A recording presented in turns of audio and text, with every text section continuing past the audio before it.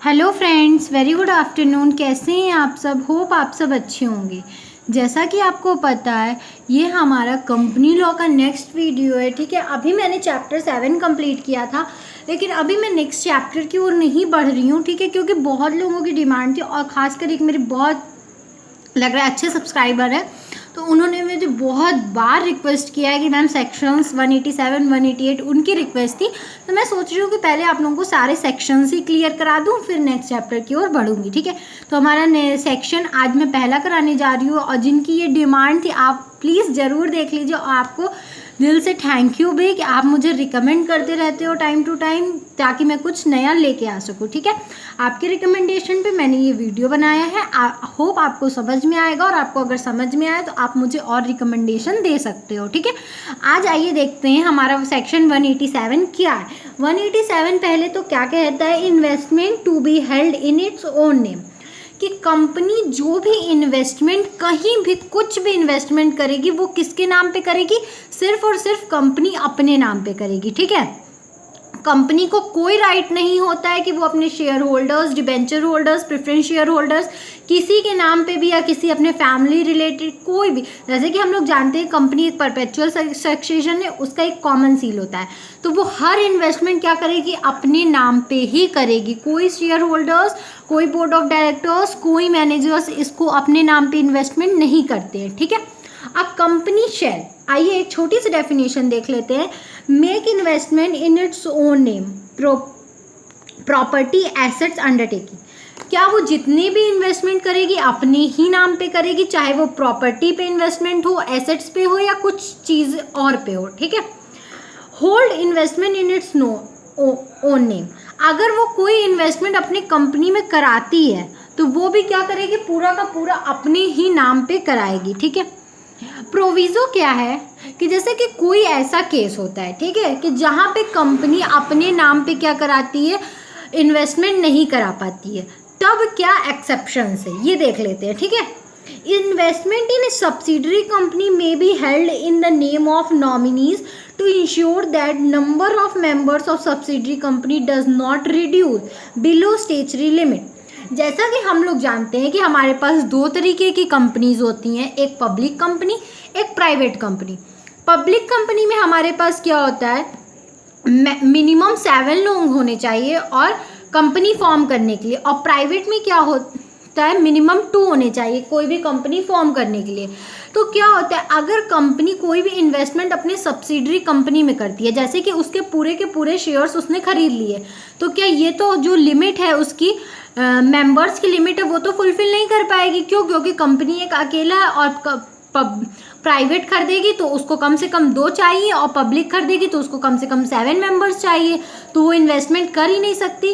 तो इस केस में क्या होता है, जब सब्सिडरी कंपनी में वो क्या करती है? इन्वेस्टमेंट करती है, तो वो क्या करती है? अपने कुछ शेयर्स 1% 2% अपने क्या करती है? कलीग्स या अपने शेयर होल्डर्स या अपने जूनियर्स के नाम खरीद लेती है। ठीक है, जो भी उसके पार्टनर्स, जो भी उसके कंपनी में काम कर रहे होते हैं। ठीक है, तब इस केस में ये लीगल होता है। ठीक है, ताकि जो कंपनी की स्टेचुरी लिमिट ऑफ मेंबर्स है वो रिड्यूस ना हो सके। कुछ एक्सेप्शंस देख लेते हैं क्या होता है। पहला एक्सेप्शंस होता है हमारा सिक्योरिटी के केस में, deposit transferred shares to any person as a security for repayment of loan. जैसे कंपनी क्या कर रही है? अपने शेयर्स किसी के पास डिपॉजिट कर रही है, कि जैसे कि मुझे लोन लेना है, ठीक है, और लोन जब रिपे करूंगी तो मैं अपने शेयर्स ले लूँगी। ठीक है, तो अगर वो कहीं ऐसी जगह डिपॉजिट कर रही है, अपना इन्वेस्टमेंट कर रही है कि मुझे आप मेरे शेयर्स को इन्वेस्ट कर लो, डिपॉजिट कर लो, क्योंकि मुझे अपने लोन का रीपेमेंट करना है। ठीक है, तो ऐसी जगह क्या होता है? ये बिल्कुल भी लीगल होता है, वो उसके नाम पे नहीं हो सकता है। ठीक है, क्योंकि जहाँ डिपॉजिट करेगी वो उसके नाम पे हो जाएगा, तो यहाँ पे ये लीगल होता है। ट्रांसफर होता है next, deposit transfer share in a name of SBI banker to facilitate transfer of shares within 6 month. क्या होता है? वो ऐसा कुछ केस होता है जहाँ पे हम अपने क्या करते हैं? शेयर्स को बैंक के पास क्या कर देते हैं? डिपॉजिट कर देते हैं। क्यों डिपॉजिट कर देते हैं?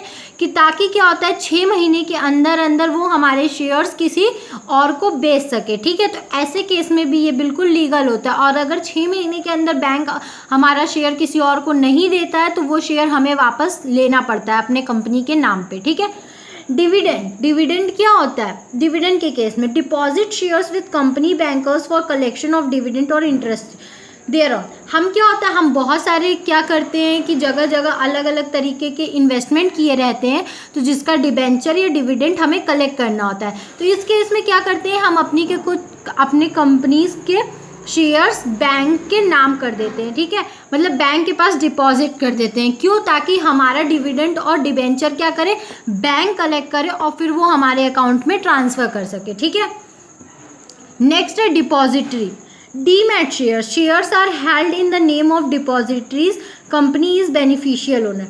डीमैट शेयर्स जब हम खरीदते हैं, कोई भी लीगल कंपनी के अगर हम शेयर्स खरीदते हैं तो वहाँ क्या होता है, हम क्या करते हैं, अपने शेयर होल्डर्स के नाम पे क्या करते हैं, शेयर्स खरीदते हैं, और कंपनी वहाँ पे क्या होता है, एक बेनिफिशियल ओनर के नाम से ही जाना जाता है, ठीक है।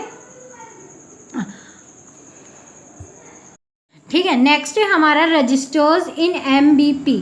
क्या होता है MBP 3? जैसे कि हमें जितने भी डॉक्यूमेंट्स होते हैं, अगर हम किसी और के नाम पे इन्वेस्टमेंट कर रहे हैं तो हमें एक MBP 3 रजिस्टर बनाना होता है। उसमें सारी चीज़ें डेट वाइज और हर का नाम, जैसे लोन अकाउंट बनाए, डिबेंचर बनाए, शेयर बनाए, क्या सब कुछ क्रोनोलॉजिकल तरीके से क्या करना पड़ता है, उसकी एंट्री करनी पड़ती है। All investment in shares security where company is beneficial owner and investment is not held in its own name।